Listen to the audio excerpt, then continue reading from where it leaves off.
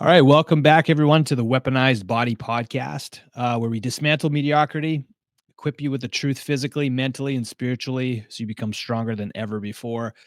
In today's episode, it's about one of the most misunderstood muscles in your body, and that's the mindset muscle around money.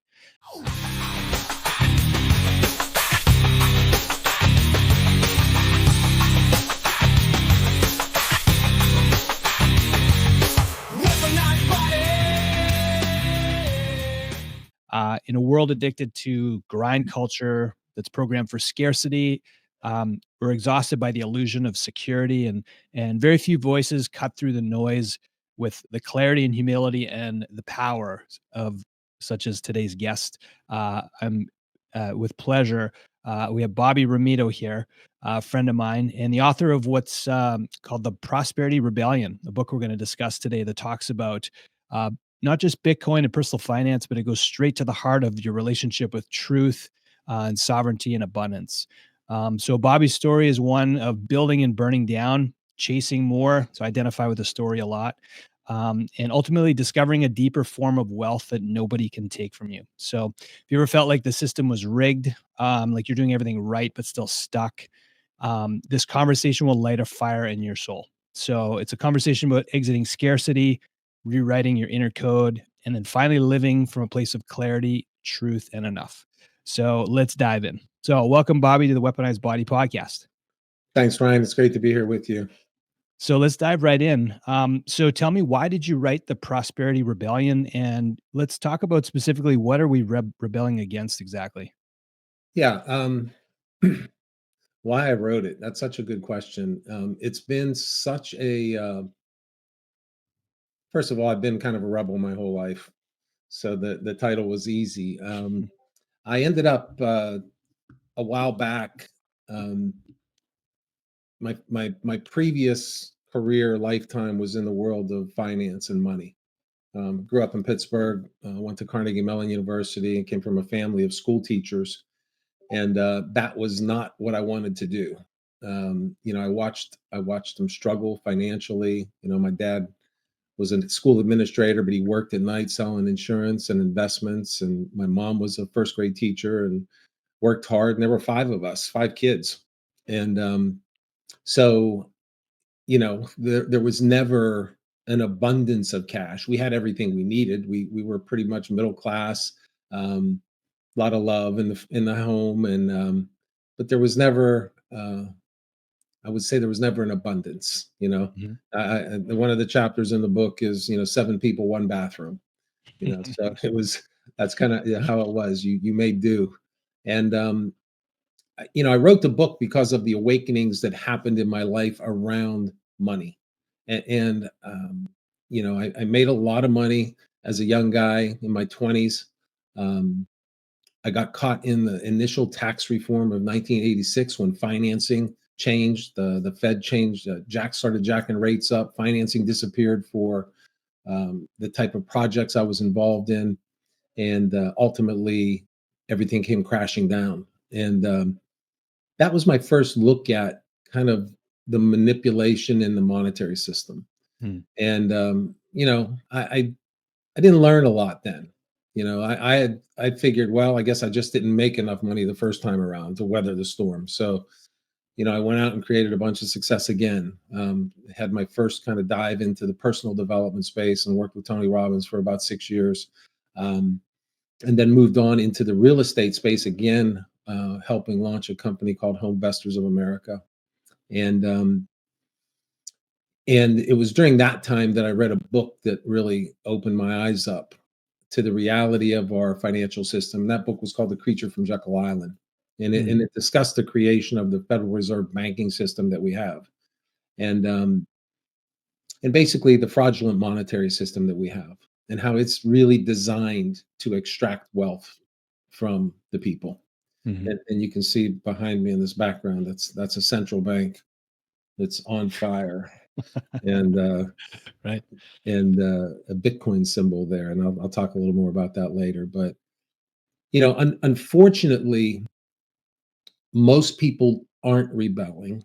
Mhm. Most people don't understand the system. They don't realize that they're being robbed Mm, every day. When they go to sleep at night, money is being extracted from their life.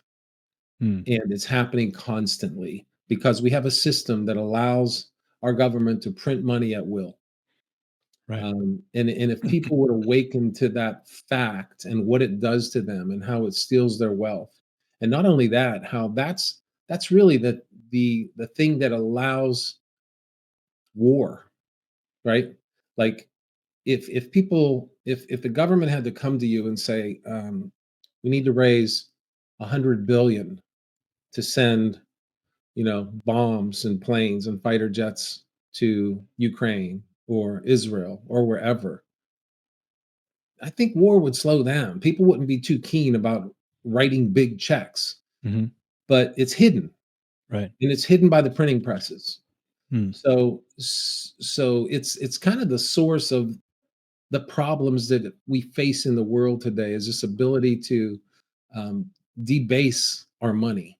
When you have money backed by nothing but your ability to wage war, and that's really what we have. That's why the U.S. dollar is the strongest currency out there today. right. Is basically because we have the most guns and weapons and bombs, um, rather than real value, right? Mhm, So after I read that book, I started to lean into, okay, what does have real value? What is solid? What is sustainable? What will protect me and my family against, you know, the inflation that's inherent in our economy today?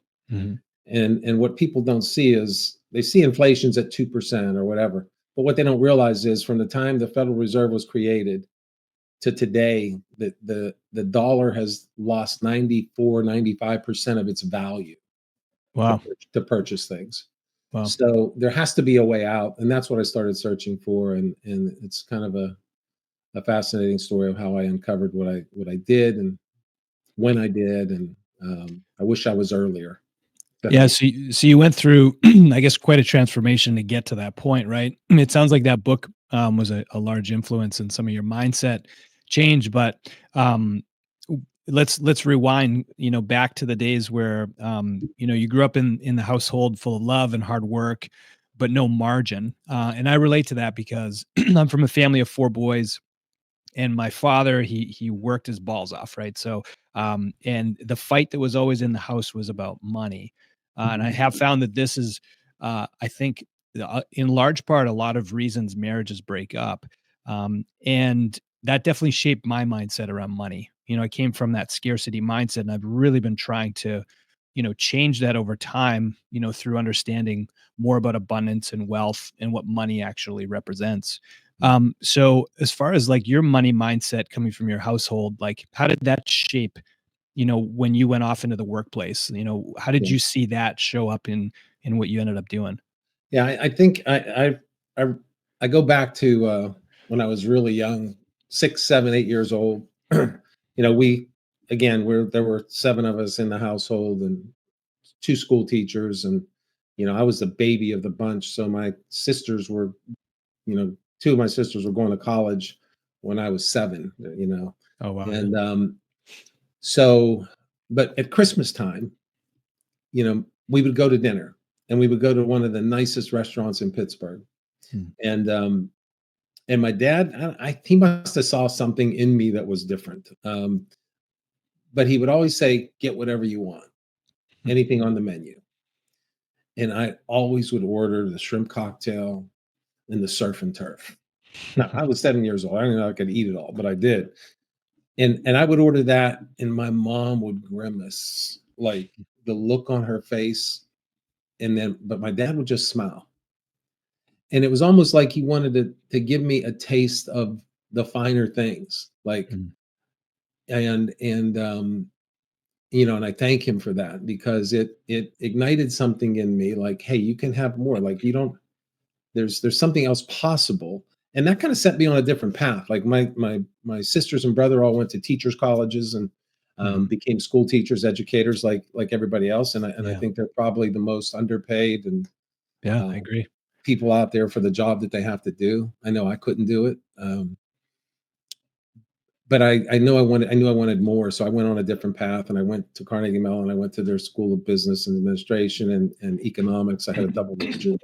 And that kind of set me on the path of money. And then I had a professor in a night class I took because I played football, and I needed to take a night class just to make sure I had enough credits and stuff. And I remember him looking at me after class one day, and he said, Bobby, I don't think you're good employee material. And that kind of freaked out my conservative parents because, I didn't even interview for a job. I just went and got my insurance license and my securities license and went to work in the investment business, which my dad had opened my eyes up to, actually, because that was his kind of nighttime job. He had his license, and so he kind of lived vicariously through me in those early days when I got into the business world and self-employed, because he couldn't allow himself to do that because the security that he needed Right. with 5 kids that he wanted to put through college. So do you think that you inherited, inherited that entrepreneurial spirit from him? I think so. There was a part of him, I go back even to my grandfather when he came here from Italy in the, turn of the century in 1900, and he was a stonemason. Mhm. And he laid a lot of the cobblestone streets in New York and then Pittsburgh. But then he became a businessman. He opened up a store, Mhm. and a pool hall, and he had it all kind of right there. And he, you know, so there's that entrepreneurial bug there somewhere in the family genetics, I think. So Yeah, I don't know, for myself, it was definitely something I desired and learned, because I came from that as well, like blue collar mother, father, blue collar parents on both sides, blue collar friends, his parents and everything. So it yeah, was definitely something that, I had to chase, and it is trials and tribulations, and there's a lot of ups and downs and builds and burns. So let's talk about, you kind of your first, I guess, major tribulation, which is when you found yourself at 25 standing in front of investors, telling them that their money was gone. yeah, But you had the balls to tell them the truth. yeah. So talk about that and how that shaped, some of your learnings from that. Yeah, well, first of all, it was an extremely humbling experience. Mhm. I Again, at a young age, I was 20, 21 years old. I somehow had the ability to go sit with people who were much older than me, and have them trust me and believe in me, and write big checks. I sat in their living room or on their dining room table with them, and at that time, it seemed like I always said it's like had Midas touch. Everything I touched turned to gold. Mhm. And I made my clients a lot of money, and until I didn't. Right, I got involved in a couple of projects in the mid '80s. The Tax Act of 1986 happened. Financing dried up, and then there was a couple of other things that happened. I had been involved raising money for a project for a number of years, a lot of my own personal money, family money, and it was a Ponzi scheme. We like Wow. the founders of that deal walked into one of my partner's offices, who was an attorney, and Hmm. said, "We got to file bankruptcy." And he called me, Wow. and had raised about 70 million and had about 30 million in assets. So there were like multiple things happening at all at once. And I remember going to that meeting, called a meeting of the investors. And my partner and I were supposed to meet with them. He was a tax attorney, and I showed up and he didn't. Mhm. So it was just me Right. to kind of to face the music. And like I said, it was extremely humbling, but it was also um, extremely valuable. Um, it taught me a lot about myself. It taught me a lot about systems that you don't control that can affect you. It taught me a lot about people. Like I didn't have another partner for a long time. And I'm Okay. not saying that's good or bad. It's just that's how it affected me. I didn't trust anybody at that point.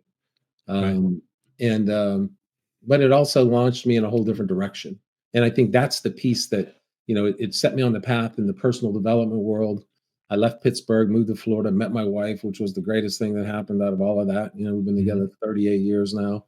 Wow. um, she's incredible. She stood through by me through all of this crazy stuff that happened. Mm. And as I said, I put together in my head, I guess I just didn't make enough the first time. Mm.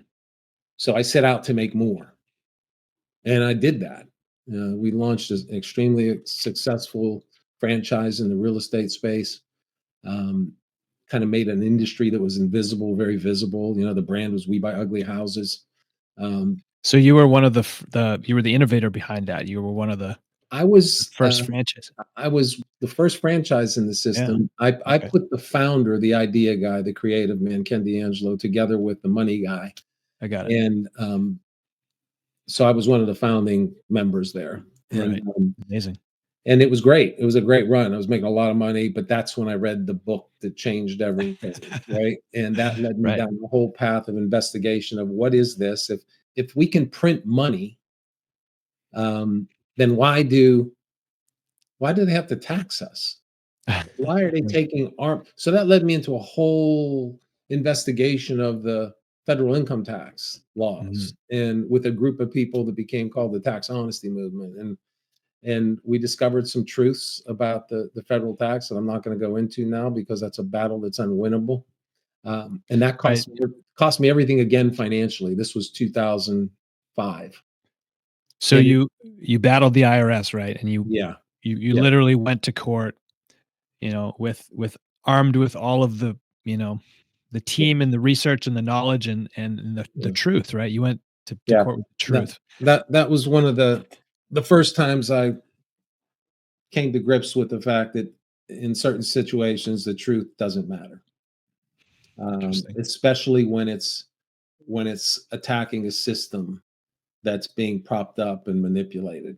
Right. And so it literally took 7 years, from 2005 to 2012, to unwind the mess that had been created by me, by taking the action that I took, the steps that I took. I own that. Mhm. But that also, in 2005, I started on a really deep spiritual journey around to really start to take responsibility for my life. And that's when a lot of the distinctions around money, abundance, it's really interesting, Ryan, because I learned this stuff in the 80s and 90s. Some Mhm. really key distinctions around money, abundance, and prosperity. Mm. But what I also learned by the time everything crashed again in 2005 was that the programming is so strong.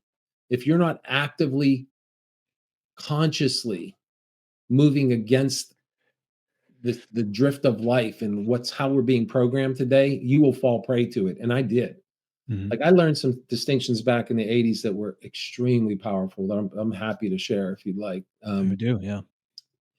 I'll never forget. I walked into a room, a seminar in a program. It was called the Money Course, and everybody went there and thought they were going to learn about money and how to make more money and and How to all get that. And rich, yeah. the uh, the seminar leader walked into the room and he kind of looked at everybody and he said, "You people are all screwed up around money." And kind of looked at him and he said, "Yeah." He said, "Like you don't get it." And he stopped for a minute. He said, "The jet I flew in on today from Seattle." He was from New Zealand. He had this accent, but he lived in Seattle. And he said, "That jet I flew in on, it's mine." He said, "I sit up in the front." He said, "But there's like 180 seats on that plane. So when I fly, anybody that's going my direction, I let them fly with me." Right. He said, "I pay a few bucks when I go to take care of the pilots and the flight attendants that take care of me and the baggage handlers and the mechanics and all of that. But I let all those people fly with me and it takes care of all the costs of the plane, all the maintenance, overhead, that like it doesn't cost me a penny." He said, "This hotel, mine." Mine. He said, I need one room." He said, "There's like 400 here." He said, "So I let other people stay here."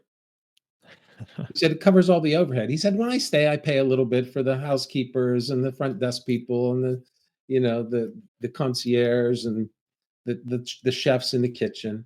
He said, "But that's only when I use it." He said, "But all the other times," he said, "I let other people stay here and it covers all the overhead. So whenever I want it, I'm here. I stay."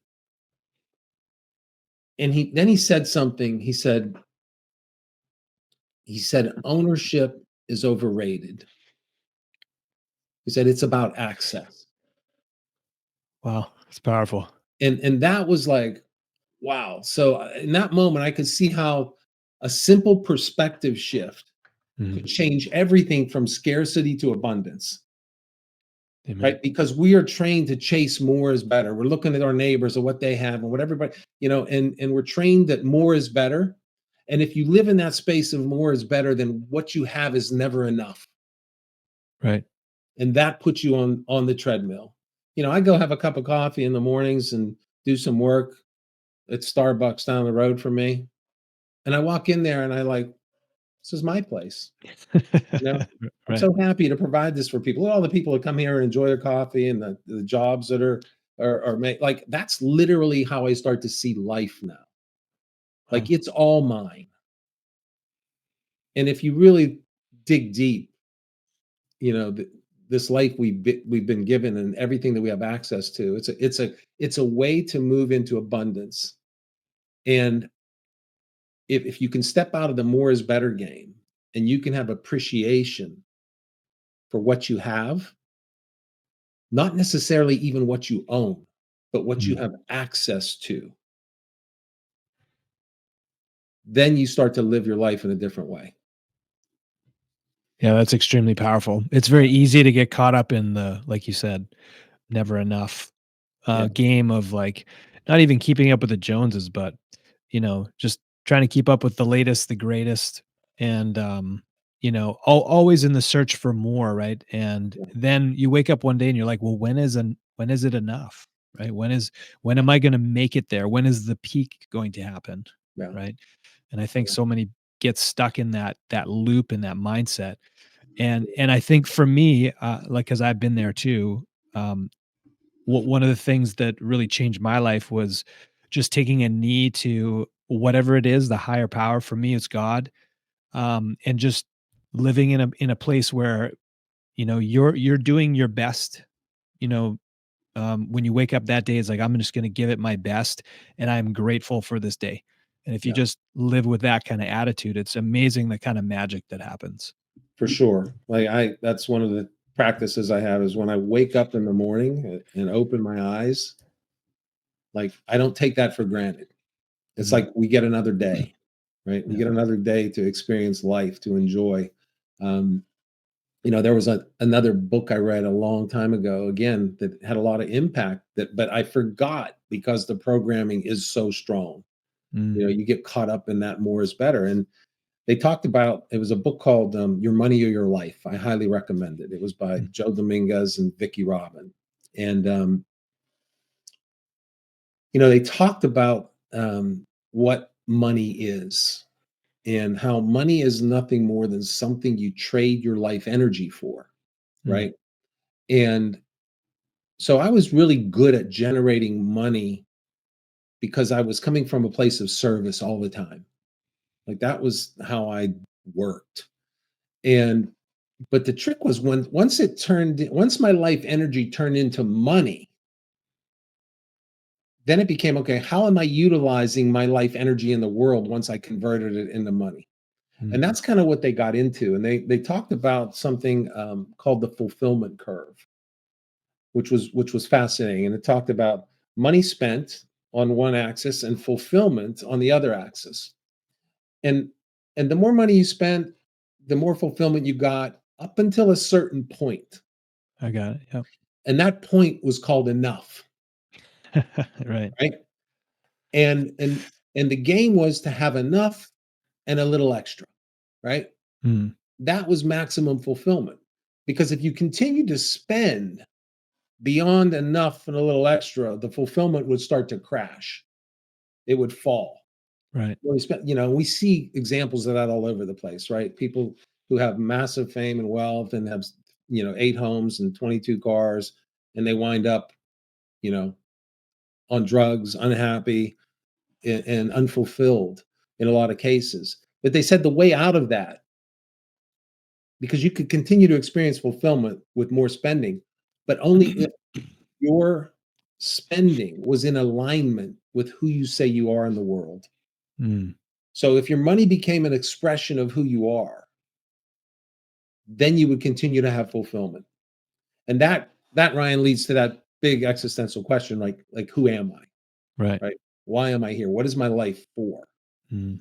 And when you can discover that and then allow your life energy, your money to be used to support that, then you have ongoing fulfillment. So just a couple of really powerful Mm. distinctions Yeah. that I had amnesia over. Right. And it's because the programming in today's world is so strong because we live in a world where economic growth, consumption is what matters. Right. But it matters to the people who run the printing presses. Right. That's it. It really doesn't matter to you or I when it comes to our fulfillment and happiness. Right. So after that battle with the IRS, when you laid down your sword and you know, gave up the fight, I think for a lot of people that would have been just devastating, and they may not have ever gotten up from that and just lived bitter, lived angry. But that didn't happen for you. You decided to get, however the saying goes, you get knocked down 7, get up 8. Yeah. What was it, those distinctions that you just touched on that you remembered that helped you get up, or was there something else there that, you that, that you focused on or Yeah. that changed inside you that, made you wanna get up again? Yeah, I that's a good question. I think it was the deep spiritual work that I started to do. Mm, It's got me through that, the being willing and able to take responsibility for everything that I created, mm, like all of it. Um, and then I went back to work in a place like when I could go back to work again because there was a period of time where I couldn't work because of my battle with the government and cleaning all that up. That was a whole nother interesting experience.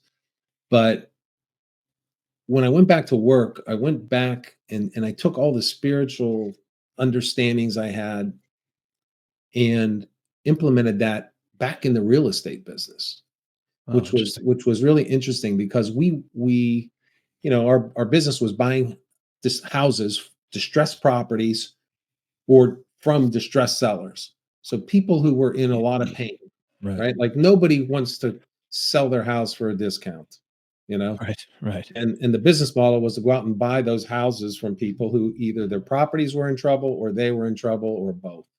Mm, And and what I brought to that and what I trained people in was really being able to walk into somebody's home who's in distress and to be fully present with them. mm, Just really be with somebody, another human being who's going through something difficult and who's in pain, and set aside your need to get a deal. Set aside your need to make money, but to actually just be with somebody. And because the truth was, there's a certain number of deals you're going to get from all the people you go see. It's just, there's a percentage we've done it for years. It's, between 5 and 10% of the calls that we got would turn into deals, depending on how good you were and how effective you were mhm, with people. And so, when you could sit with another human being who's in pain and be fully present with them, um, a lot of different things happen. One, they trust you, they like you, they understand that you care, and it had to be authentic. Like, mm, and and one of my mentors a long time ago said two words that I'll never forget, and he said, "Presence heals," and that was extremely powerful to sit and be with that idea of presence heals. And and coming to that place of service again and taking care of people, especially people who were in pain, um, was a real gift. mhm. It there's a whole nother level of appreciation and gratitude that you get when you can work with, and I'm speaking to the choir here, with your work, right? Yeah. When you can assist another human being who's in pain, whether it be emotional or physical pain, and know you've made a difference, it's powerful. And that's what I think kept me going until Well. the rebel got reawakened. Mhm. Okay, and that was in 2018 when that happened. And And that's, you see the Bitcoin symbol behind me there. And that's when I found Bitcoin. So this is a great segue for me to ask you, like, this is would you say when your mindset changed from measuring prosperity in dollars to start to measure it in alignment? Would Yeah. you say that's true? Yes, for sure. For sure. Yeah. And I And there, resonate with all that you say, right? With presence healing. I mean, that's one of the most powerful things that I experience with patients and, as a healthcare practitioner, just the amount of people that just say, "Hey, somebody that just actually listened to me." mm, It almost is a healing in and of itself without even laying your hands on somebody. So, for sure. I think people more than anything want to be seen and heard. yeah. And when you can just sit with another person and provide that, it's powerful. Mm. I agree. Um, yeah, so that was kind of moved me into 2018, and that's beautiful, and you know that's how I'm using my life energy in the world. But then what's happening to it once it gets converted into money? And that's, the system was still broken in my mind. Right. The financial system is still broken. And in 2018, I was at a place finally because I dug myself out of survival again. My wife and I had achieved some success again financially. Um, and I was able to hear a message that I wasn't able to hear 8 years before. And that was the word Bitcoin. And Mhm. it intrigued me. And when I started to dig into it and really look at what it was, um, I got excited. And so I dove into that world and started to make some investments in Bitcoin, um, and it's provided what I realized was, had Bitcoin existed in 2000 when I read The Creature from Jekyll Island, I would Mhm. have been all in, Right. because it was the peaceful protest. It was the exit strategy. It was the way out of a broken system. But it didn't exist, and I wasn't ready, Right. right? I was fighting a different battle. I was fighting a really dangerous battle at that time. And by the time it did exist, 2009, 2010, when the white paper became public, I couldn't hear anything at that point. It was like Yeah. I was in the middle of my battle trying to clean up a mess that was taking 7 years to finalize and complete. So I couldn't even hear anything. Um, and I don't know if I had much fight left back then. But in 2018, I was able to hear again. And when I heard the story of what this was, and how it was really the peaceful protest, and Mhm. how you didn't have to fight with a sword, you could simply choose to exit. Like, And so mm, the rebellion today for me is to really help people understand what it is in a simple way, help them mhm, start to tap in and access it in a simple way, so that they can protect their wealth, mhm. their life energy, right? So that when they go to sleep at night, it's not being extracted from them. It's actually growing. Right. So like a real storehouse. Yes. Yeah, that's beautiful. I love that. And I understand it even deeper now talking to you about this. After reading your book. So, listen, for someone who like feels stuck in scarcity, and like, what would be your advice as far as the first step towards reclaiming their sovereignty? Yeah, it's really the perspective shift, Ryan. It's Mhm. really being able to move into gratitude on a daily basis, like you mentioned, um, to start to see the world as it's all yours. Like, Right. and no matter what it is, like when I call an Uber, Mhm. this is my personal chauffeur, Yeah, I love that. right? Like sometimes I'll order the Uber Black just to make myself feel good, like I'm in a limo, right? Yeah. But or the store I walk into, or the restaurant that I go to, or anything like ownership. Remember that ownership is overrated. Mhm. And then to start to look at enough. There was something, and this is another piece that I read a long time ago and forgot until I remembered it again. and it was in the Tao Te Ching, and there was a line in there that says, you know, um, it was about prosperity, and what is it to be truly prosperous? And in the line, I'm paraphrasing it, but it basically said, you know, you are truly prosperous, and if you ever doubt that, take a deep breath in and exhale, and know in that moment that you have everything that you need.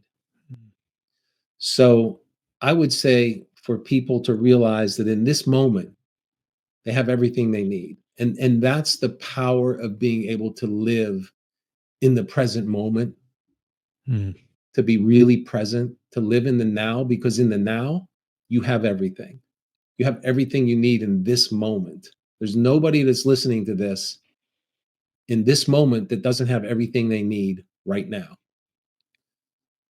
And so for me, that's kind of the starting point, because that allows you to move from scarcity to abundance. And when you move into that place of abundance and gratitude and appreciation, you're stepping into the flow now. Mm. And Yeah. you'll be able to attract. And even if, and then it's okay, how do I guard, not even guard, but to honor my life energy once I convert it into money? Mm. It's powerful. And Bitcoin for me is the most sacred way to do that, Mm. because there's nothing like it. There's never been anything like it in the world. Um, and it's not going anywhere. You're starting to see mass adoption happen now because It- people are starting to understand what it really is. yeah, I think that that's much easier to see now that it's definitely not going away for sure.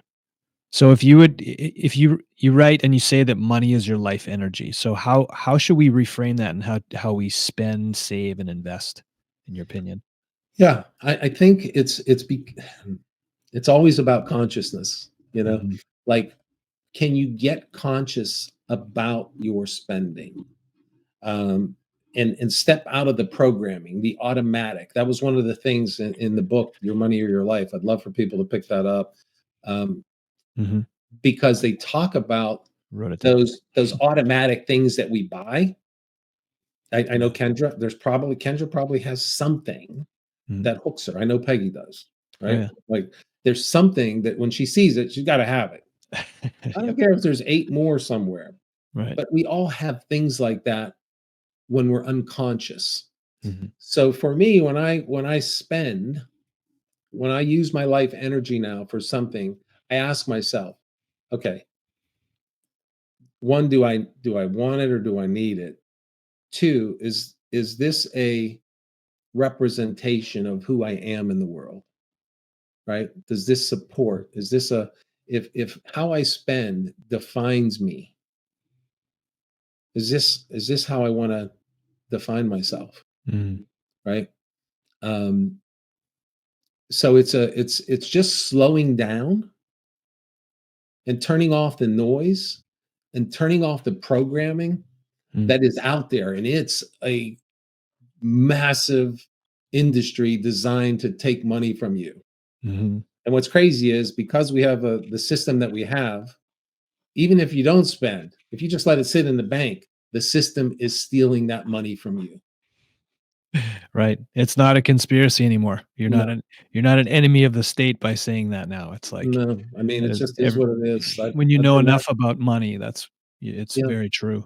And so yeah, I feel like just to become conscious, notice. One of the exercises in that book, Ryan, was to first calculate all the money that you've made in your life.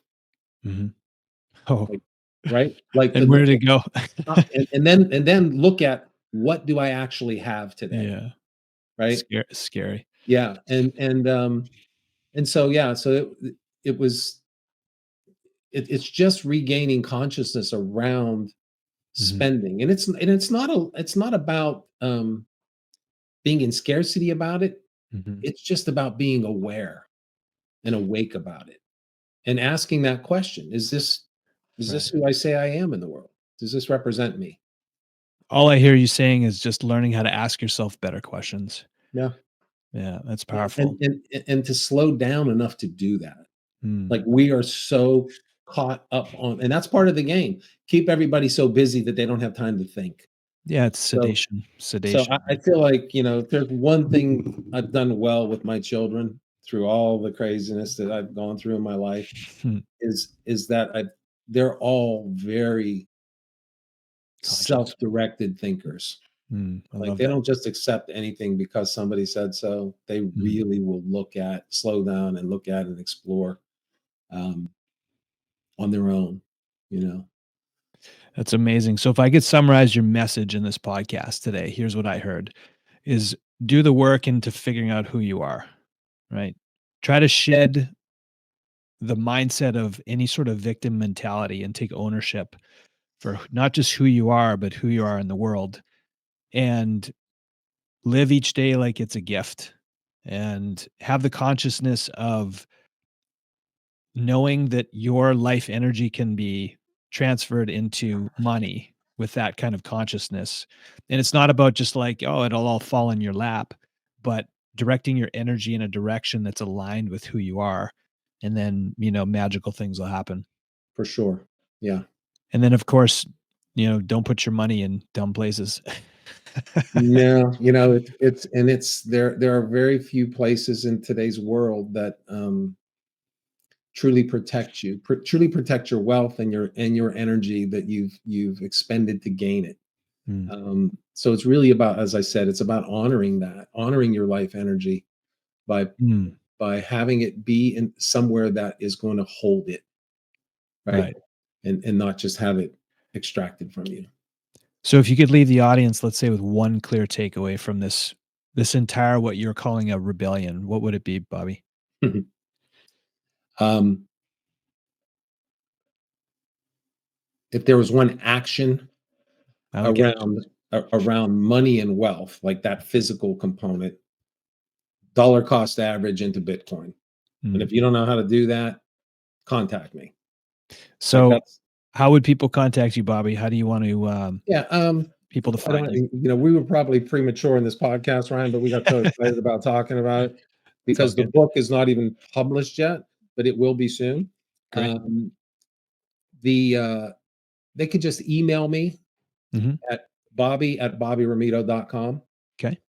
And I'm happy to guide in any way. I have a whole system that's going to be laid out, to build community around this, because what I've realized in my looking at my life is you have to have support in staying conscious of what really matters in your life, because if you don't, the drift of life will catch you and the programming is strong. Mm. So, yeah, to align yourself with people who are on the same path and thinking the same thing is critical. So Yeah, it's powerful. I totally agree. And I'll make sure that we update the show notes too once you have the book published, and we'll be repurposing, relaunching as well, um, awesome. to promote. So, Bobby, thank you so much for being here, sharing your journey with us. To those listening, I hope today reminded you that. And by the way, I have above my mirror in my bathroom. It's a Rumi quote. It says, "Live life as if everything is rigged in your favor." I So love it. when when you talk about, "Hey, look, my car showed up with my guy in here. I'll give him a few bucks, keep it running during the day." But yeah, just know that you're not stuck. You're one aligned decision away from everything changing, reclaiming your truth, time, and energy. And that's what weaponizing your mindset is all about. So, Bobby, thanks so much for being here again, and we'll see you next time. Thank you, Ryan. Take care.